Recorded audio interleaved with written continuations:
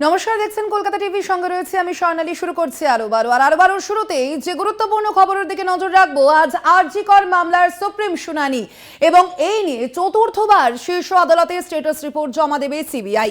গত 17 সেপ্টেম্বর শেষবার আরজি কর মামলার শুনানি হয় এবং পরবর্তী শুনানির দিন ধার্য ছিল 27 তারিখ। তবে কিছু সমস্যা থাকায় শুনানি পিছিয়ে যায়। সকালের বদলে আজ দুপুর 2টোয় শুনানির সম্ভাবনা থাকছে। কবে মিলবে বিচার, সুপ্রিম শুনানিতে নজর রয়েছে গোটা দেশের।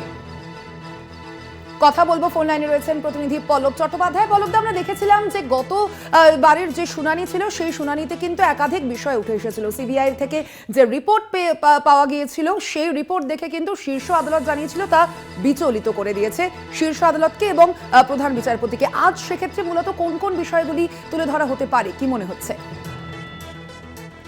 বিষয়টা হত্যা ও ধর্ষণ নিয়ে থাকলেও এই মামলাতে কিন্তু সিবিআই হাতে আরো অনেকগুলো বিষয় মানে তদন্তের এতে রয়েছে, আওতায়।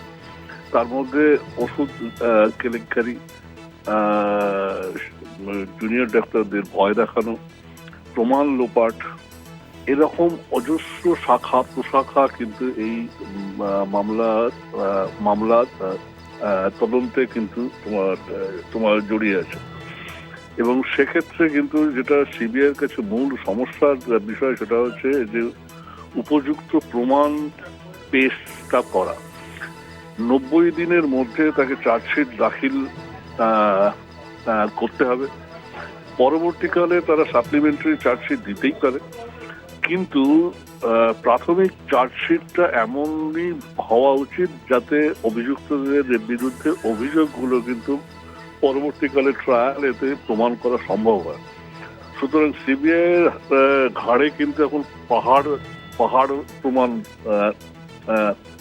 দায়িত্ব। সেক্ষেত্রে অভিযুক্তদের কাছ থেকেও বিভিন্ন নথিপত্র ছাড়াও বাজেয়াপ্ত হওয়া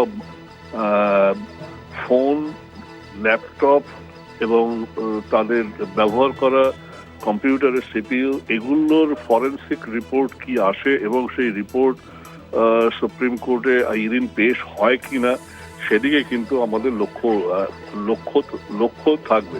তবে একটা জিনিস বলে রাখা ভালো, যে সিবিআই রিপোর্ট এখনো পর্যন্ত যে অন্তর্বর্তী রিপোর্টগুলো সুপ্রিম কোর্টে জমা দিয়েছে তার কোনো তথ্য কিন্তু সামনে আসেনি। সেক্ষেত্রে দেখা যাক আদালতের মুখ থেকে কিছু বেরোয় কিনা।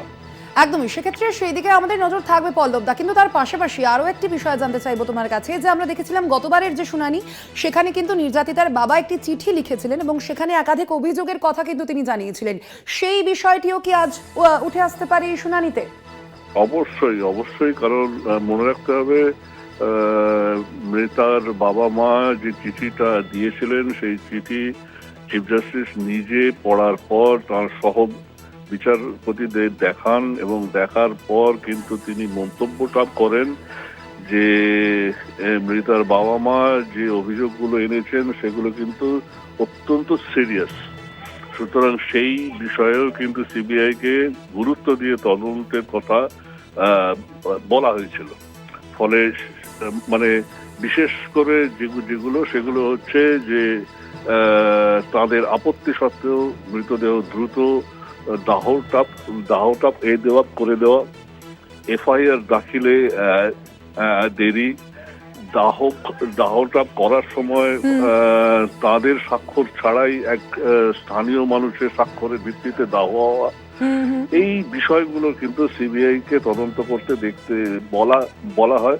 এখন দেখার এদিন সিবিআই এদিনের শুনানিতে সেই সম্পর্কে কোনো আলাদা রিপোর্ট জমা দেয় কিনা। সিবিআই এর সেই রিপোর্টে অবশ্যই সেদিকে আমাদের নজর থাকবে। আপাতত ধন্যবাদ। আমরা কথা বলছিলাম, ফোন লাইনে ছিলেন প্রতিনিধি পল্লব চট্টোপাধ্যায়।